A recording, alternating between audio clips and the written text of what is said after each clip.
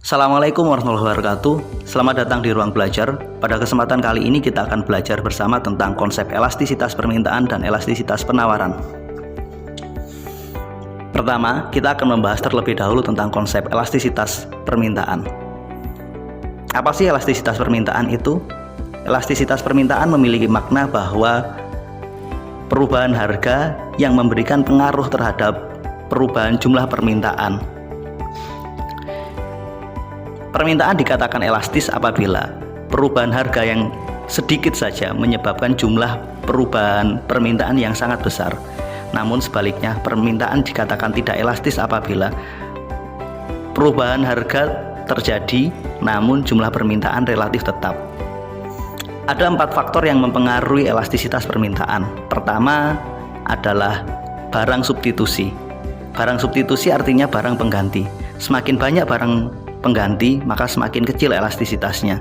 Semakin sedikit barang pengganti, maka semakin besar elastisitasnya. Faktor kedua adalah jumlah pendapatan.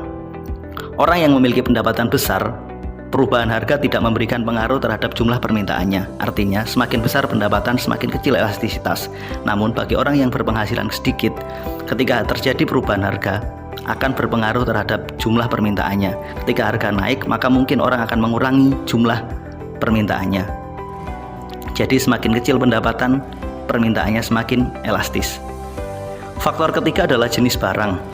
Barang primer memiliki elastisitas permintaan yang kecil, sedangkan barang-barang sekunder atau tersier memiliki elastisitas pendapatan yang relatif besar. Barang primer seperti kebutuhan pokok, walaupun terjadi perubahan harga, jumlah permintaannya relatif tidak banyak berubah karena memang sangat dibutuhkan. Faktor ketiga adalah jangka waktu analisis. Semakin panjang jangka waktu analisis, hasil analisisnya akan menunjukkan elastisitas yang kecil. Namun sebaliknya, semakin pendek jangka waktu analisis, hasil analisis menunjukkan elastisitas yang besar. Sekarang kita akan membahas tentang konsep koefisien elastisitas. Merupakan sebuah nilai yang menunjukkan tingkat elastisitas permintaan, dimulai dari angka 0 sampai dengan tak hingga.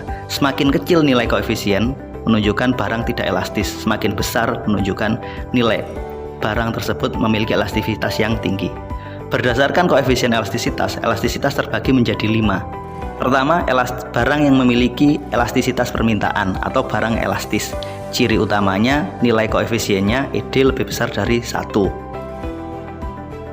Yang kedua, barang elastis uniter atau ED sama dengan 1. Apa artinya? Yakni ketika jumlah permintaan turun 50, menunjukkan bahwa harga naik 50. Perbandingan antara perubahan harga dan perubahan permintaan sama persis. Yang ketiga, permintaan elastis sempurna.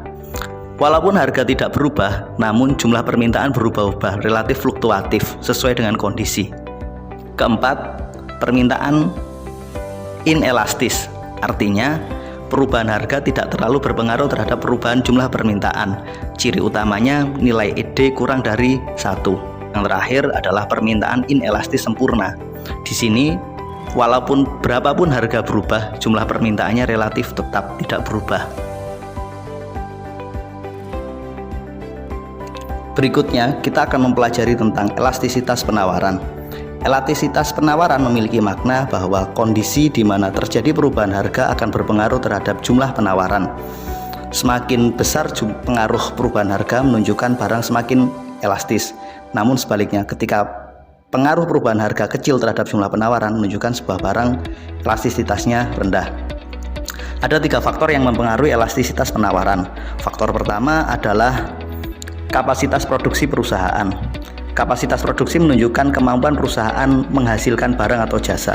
Semakin besar kapasitasnya akan menyebabkan penawaran semakin elastis. Namun semakin kecil kapasitas produksinya, penawaran semakin tidak elastis. Yang kedua adalah jenis barang yang diproduksi atau persediaannya. Jika barang tersebut mudah rusak, maka permintaan akan kurang elastis. Namun jika barang tersebut awet, maka kemampuan elastisitasnya akan menunjukkan elastisitas yang besar. Faktor ketiga adalah jangka waktu analisis. Sama persis seperti elastisitas permintaan, jangka waktu juga punya pengaruh terhadap elastisitas penawaran. Semakin panjang waktu analisisnya, elastisitas yang dihasilkan semakin kecil. Semakin kecil waktu analisisnya, elastisitas yang dihasilkan semakin besar. Berikutnya, koefisien elastisitas penawaran. Sama dengan konsep koefisien elastisitas permintaan, koefisien elastisitas penawaran menunjukkan nilai tingkat elastisitas penawaran, dimulai dari angka 0 sampai dengan angka tak hingga. 0 menunjukkan penawaran tidak elastis, dan tak hingga menunjukkan penawaran sangat elastis. Berdasarkan koefisiennya ada 5 jenis penawaran. Pertama, kurva penawaran elastis, artinya perubahan sedikit terhadap harga akan menyebabkan jumlah penawaran berubah begitu besar. Yang kedua, kurva penawaran elastis uniter atau ED sama dengan 1. Di sini prosentase perubahan harga sama persis dengan prosentase perubahan jumlah penawaran. Jika harga berubah 50% naik, maka jumlah penawaran juga akan naik 50%. Yang ketiga, kurva penawaran elastis sempurna.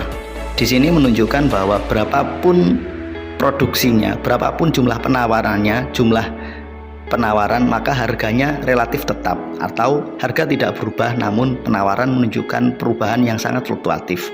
Yang keempat, kurva penawaran tidak elastis, di mana perubahan harga tidak terlalu memberikan pengaruh besar terhadap jumlah penawaran. Yang terakhir, kurva penawaran inelastis sempurna. Walaupun harga berubah, namun jumlah penawarannya tetap tidak mengalami perubahan.